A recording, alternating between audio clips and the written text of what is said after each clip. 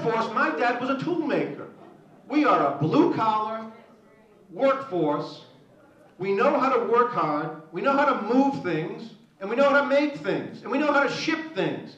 The deep water port right out the window here somewhere is the closest spot of a deep water port to Europe.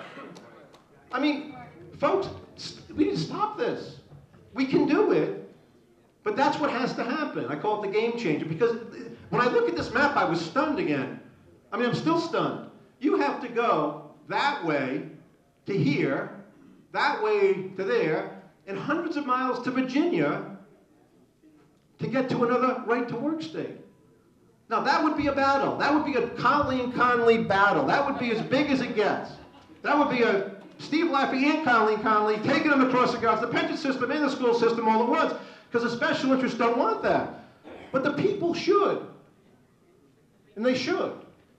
And I've just been blessed to be able to, is that the last slide? I think it's the last slide. Well, yeah, by the way, here's the other thing. I mean, listen, I'm supposed to be this tough guy, about 5'10", 170 in my underwear. And, you know, and I don't get along with people, but until I was 38, till I came back home, I seemed to get along with everybody. You know, in the private sector, I seem to get along with everybody. Not everybody, but most of the people. And I come home and I'm like this unreasonable guy. I was only like, everybody I dealt with in the private sector was fairly reasonable. This is not reasonable. It's not reasonable because we are failing.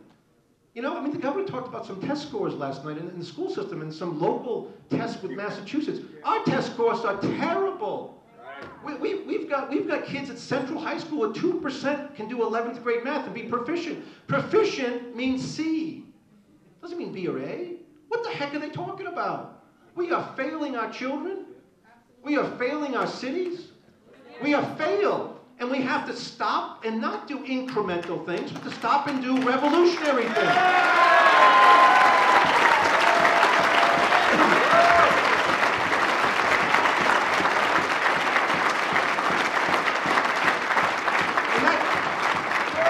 And that's why I would, we'll use this, I'll use this example because I just, you know, it can't just be, we're going to get along. It has to be a direct confrontation with the powers that be. The reason things changed in Cranston, Rhode Island, the reason that 9-0 to vote for my budget every year except for one Republican, so 37-1, one guy didn't show up, over 4 years voted for my budget without changing basically a dime. The reason that they voted 9-0 to fire the crossing guards over and over again, nobody wanted to do it. The 3 Republicans didn't want to do it. Nobody wanted to do it. The reason that they stood up to wasteful school spending, even though the city council had 7 more meetings where they tried to give them money. They tried to give them more money when I said no. They never did. 9-0, never did. The reason that they voted 9-0 to end the pension plan were 2 things. Thousands of people showed up, and people like Dan York over here to the left literally broadcast live outside of the building, outside of the room.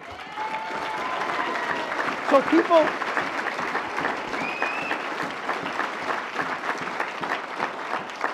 So people in the media, when they saw the people like they see you here tonight, acted.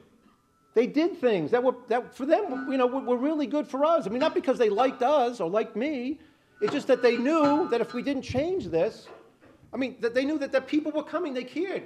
I, at one point, put up a screen when we fired the crossing guards of the city council numbers, and I wanted them to call, the people in the audience, 1,000 people to call everybody.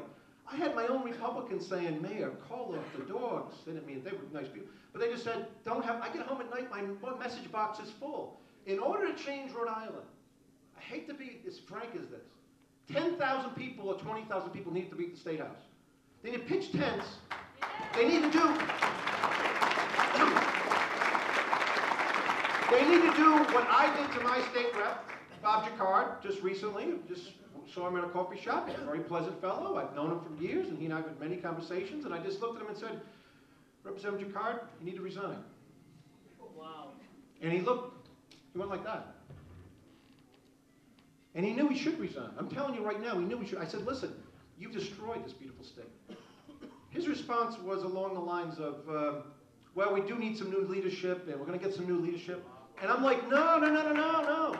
You're the leader. You got elected. You destroyed the state. You voted to unionize daycare workers. You spend your times on useless bills. You don't think people in the state can handle their 401k plans rather than the pension program because you think people are stupid. I don't.